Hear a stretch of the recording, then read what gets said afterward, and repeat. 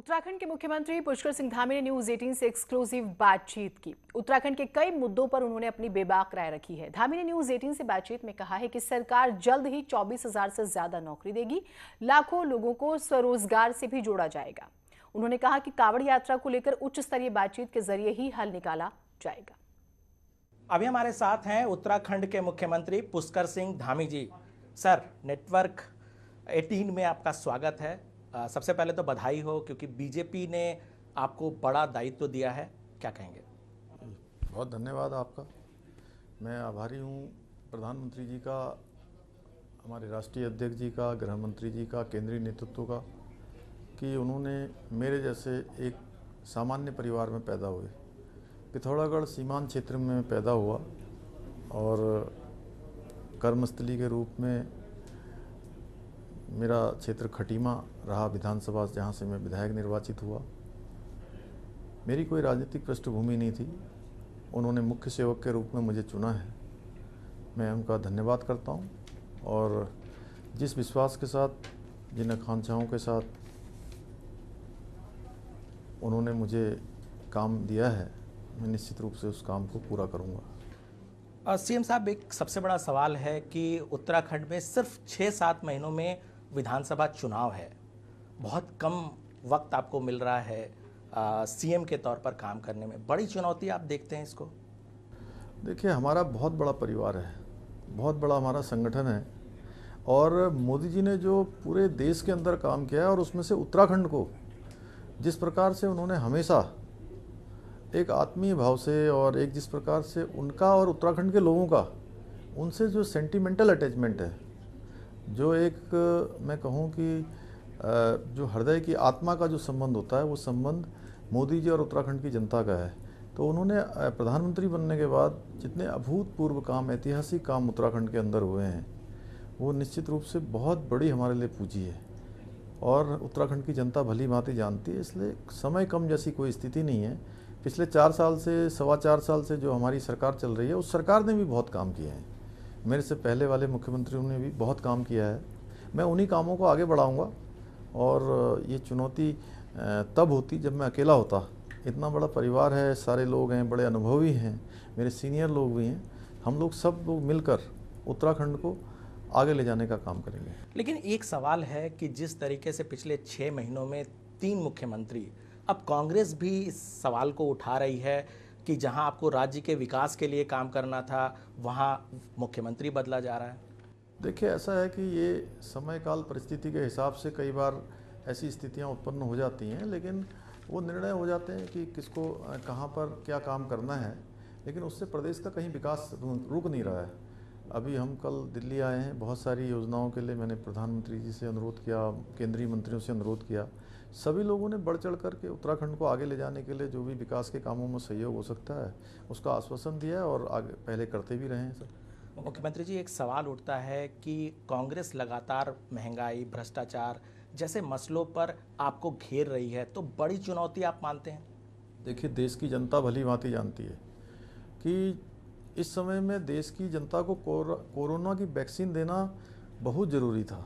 इस समय लोगों को खाद्यान्न देना बहुत ज़रूरी था। 80 करोड़ लोगों को खाद्यान्न दिया जा रहा है प्रधानमंत्री जी की तरफ से। इसी प्रकार से कोरोना की वैक्सीन जिसकी कीमत 600 रुपये होती है, पूरे देश की जनता को मोदी जी ने फ्री में वैक्सीन देने का काम किया है।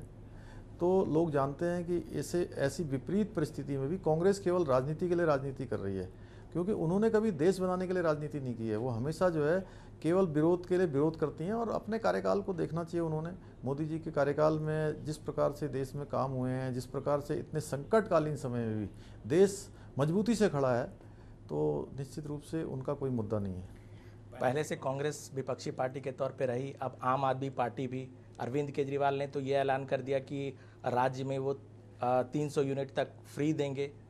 आपको नहीं लगता नहीं है कि ये आपको परेशानी में डाल सकती है? क्षेत्र में देखिए, हम 24 घंटे उत्तराखंड के अंदर बिजली दे रहे हैं और उत्तराखंड के लोग अच्छी बिजली चाहते हैं, जो सुगमता से उनके घरों तक पहुँचे, अच्छे प्रकार से पहुँचे, क्वालिटी पहुँचे, उसकी अच्छी सप्लाई पहुँचे।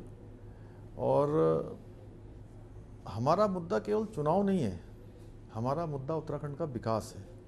हमारा एजेंडा उत्तराखंड का विकास है और किसी का मुद्दा केवल चुनाव हो सकता है। नहीं, लेकिन आपको इस बारे में क्या आप सोचते हैं, क्योंकि एक तरह से उन्होंने अपना एजेंडा तो पेश कर दिया अरविंद केजरीवाल जी ने। नहीं, हमारा एजेंडा है, हम उत्तराखंड को आगे ले जाएंगे। देखिए, 4 धाम में इतनी बड़ी रोडें बन रही हैं, रेलवे के नए नए प्रोजेक्ट आ रहे हैं, बिजली के नए नए प्रोजेक्ट आ रहे हैं। इतना हम अगले 3 महीने के अंदर जो है उत्तराखंड को पूर्ण रूप से वैक्सीनेशन कर देंगे। कहीं पर भी कोई बचेगा नहीं। अभी 50% वैक्सीनेशन हम पूर्ण कर चुके हैं।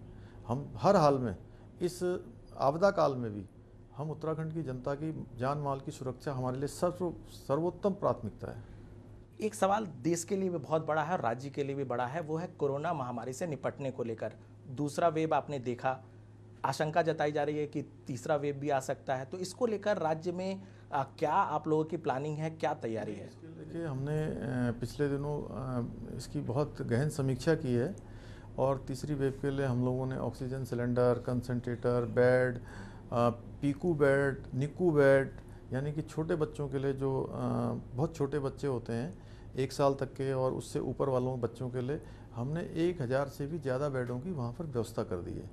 और उत्तराखंड के लोगों के लिए नहीं, अगर हमारे देहरादून में है, हमारे उधम सिंह नगर में है, वहाँ उत्तर प्रदेश के भी जो हमारे समीपवर्ती ज़िले लगे हुए हैं, उन ज़िलों से भी बहुत सारे लोग आ जाते हैं वहाँ, तो उनको भी ध्यान में रखकर हमने सारी व्यवस्थाएं कर दी हैं। अव्वल पहले हमारा पूरा ध्यान इस पर है कि अगले 3 महीने में हम पूरा वैक्सीनेशन कर लें। अभी तक हमारे यहाँ पर 50% वैक्सीनेशन पूरा हो चुका है, यानी कि हर हाल में हमारी प्राथमिकता है कि उत्तराखंड के लोगों की जान माल की सुरक्षा। सर, कुंभ पिछले बार था, अब कांवड़ यात्रा होने वाली है, उत्तर प्रदेश ने इजाज़त दी है, इसको लेकर आपकी सरकार क्या सोचती है? देखिए, कांवड़ यात्रा हम केवल उसमें क्या है कि एक होस्ट हैं, यानी कि लोग जल लेने के लिए हरियाणा से, उत्तर प्रदेश से, दिल्ली से, मध्य प्रदेश से वहाँ आते हैं और ये संख्या कोई लाखों में नहीं है, ये संख्या करोड़ों में है। और ऐसे समय में हमको ध्यान रखना होगा कि चूँकि भगवान भी नहीं चाहेंगे कि ये आस्था और श्रद्धा का विषय है हमारा ये कांवड़ यात्रा, लेकिन भगवान भी नहीं चाहेंगे कि लोगों की जान जाए। इसलिए हमारी पहली प्राथमिकता लोगों की जान बचाने की है। उसको ध्यान में रखते हुए हमारी अधिकारी लेवल की अभी बैठक हो रही है। अगर उच्च स्तरीय बैठक की भी जरूरत पड़ेगी तो हम उसको भी करेंगे। मतलब आप इस पे विचार कर सकते हैं कि आगे क्या किया जा सकता है। पहली प्राथमिकता हमारी है कि कोरोना लोगों को बचाना है। सर, एक सवाल है कि देवस्थानम बोर्ड को लेकर के जिस तरह से विवाद हो रहा है, वहाँ के स्थानीय साधु संत भी विरोध कर रहे हैं, तो इसको लेकर के क्या आपकी प्लानिंग है? नहीं, देवस्थानम बोर्ड को लेकर हमारा बिल्कुल स्पष्ट मत है कि अगर कहीं पर कोई दिक्कत है, किसी प्रकार की कोई परेशानी है, तो हम लोगों के सुझाव लेंगे। अभी उस पर अभी आगे अच्छा रास्ता क्या हो सकता है वो देखेंगे। सर, पूरे देश में जनसंख्या नियंत्रण कानून को लेकर के एक चर्चा है, आपकी सरकार इस विषय पे क्या सोचती है? क्या आगे आप भी इस विषय? कोई अच्छा कानून है तो उसको लाया जाना चाहिए और उत्तराखंड के हित में जो भी कानून होगा उसको हम लोग लाने की कोशिश करेंगे। सर, एक सवाल है कि आप आते ही आपने कहा कि 22,000 नौकरियां का वादा है, तो ये चमत्कार कैसे होगा? नहीं, 22,000 नहीं, 23,600 जो हमारी नौकरियां हैं वो खाली हैं उत्तराखंड के अंदर। इतनी पोस्टें वैकेंट हैं अभी, उसमें से 8,000 लोगों की हम विज्ञप्ति निकालने वाले हैं बहुत जल्दी। और हमने सभी विभागों को पहले ही मंत्रिमंडल की बैठक में, जो मेरे कार्यभार ग्रहण करने के बाद हमने अपने सभी साथियों से विचार विमर्श मंत्रिमंडल के सहयोगियों के साथ करके हम 24,600 नौकरियां निकालने वाले हैं। ये तो सरकारी नौकरियां हैं। इसके अलावा हमारा प्रयास ये भी है हमारी सरकार का कि हम रोजगार की जगह स्वरोजगार को भी, चूँकि रोजगार सरकारी तो लाखों हज़ारों में मिल सकता है, लेकिन स्वरोजगार वो हम लाखों की संख्या में देने के लिए भी, उस पर भी हम काम कर रहे हैं। सर, एक सवाल है कि उत्तराखंड के इतिहास को अगर हम देखें तो कोई भी सरकार रिपीट नहीं होती है, तो ये भी आपके मन में है इस तरह की कोई बात कि ये कैसे इसको पलटा जाए? मैं वर्तमान में जीने पर विश्वास करता हूँ। मेरी कोई राजनीतिक पृष्ठभूमि नहीं थी। मेरी पार्टी ने, मेरे केंद्रीय नेतृत्व ने, प्रधानमंत्री जी ने, गृह मंत्री जी ने, हमारे राष्ट्रीय अध्यक्ष जी ने मुझे काम दिया है, इसलिए वर्तमान में मेरे पास काम है। उत्तराखंड के मुख्य सेवक के रूप में मैं उत्तराखंड की जनता की जो हर संभव सेवा कर सकता हूँ सेवा करूँगा। मैं न तो भूतकाल की चिंता करता हूँ, भूतकाल का न तो पश्चाताप करता हूँ, न भविष्य की चिंता करता हूँ। मतलब ये मान के चले कि अगली बार भी उत्तराखंड में बीजेपी की सरकार आ रही है। हम देखें प्राणों से जो है जनता की सेवा में लगे हुए हैं, बाकी जनता देखेगी। सर एक सवाल है कि क्या पुष्कर सिंह धामी ही नेतृत्व करेंगे, अगला चेहरा होंगे चुनाव में? देखिए, मैंने कहा कि देश काल परिस्थिति के हिसाब से जब भी पार्टी को जो भी व्यक्ति उस समय के लिए उपयुक्त लगता है, पार्टी उसको जिम्मेदारी देती। मैं पार्टी का एक सामान्य सा कार्यकर्ता हूँ। मैंने कभी नहीं सोचा था कि मैं मुख्यमंत्री बनूंगा या मुख्य सेवक के रूप में मुझे भूमिका मिलेगी। मेरी पार्टी जो भी काम मुझे देती मैं वो करता हूँ। आखिरी सवाल सर, चूंकि अब चुनाव में आप लोग जाएंगे, चुनाव की तैयारियां भी शुरू हो चुकी है, किन किन मुद्दों को आप जनता के सामने रखेंगे इन 4.5-5 सालों की उपलब्धियों को देखते हुए? नहीं, देखिए, ऐसा है कि मुद्दे हमारे पास बहुत सारे हैं। उत्तराखंड का विकास बहुत तेज़ी से हुआ है। केंद्र की योजनाएं, चाहे वो गरीबों को अन्न देने की योजना हो, वैक्सीन देने की योजना हो, आवास देने की योजना हो, शौचालय देने की योजना हो, आयुष्मान भारत की योजना हो, जिसमें लाखों लोगों को मुफ्त में जो है स्वास्थ्य की सुविधा मिली है, शौचालय की सुविधा मिली है। जल जीवन मिशन में हर घर नल और हर घर जल की जो योजना आई है, हर घर में जो है, और उत्तराखंड में हमने उसको 1 रुपये में हर घर को जो है पानी देने की व्यवस्था की है। हर घर में नल होगा, हर घर में नल से जल होगा और मात्र 1 रुपये में होगा। तो ऐसी बहुत सारी योजनाएं। 4 धाम यात्रा में जो हमारे ऑल वेदर रोडें हैं, वो ऑल वेदर रोडों का कायाकल्प हो गया है। दिल्ली से देहरादून जाने के लिए रोडों का कायाकल्प हो रहा है। आगे और भी जो है 32,000 करोड़ की योजनाएं और धरातल पर आने वाली हैं। अभी भारतमाला प्रोजेक्ट है, कोई कनेक्टिविटी नहीं है उत्तराखंड के अंदर, लगातार हो रही है। रेलवे के क्षेत्र में लगातार काम हो रहा है। इन सब चीज़ों को हम जनता के बीच में लेके जाएंगे। नौजवानों को रोजगार देने की लिए जो हम काम कर रहे हैं उसको लेकर जाएंगे।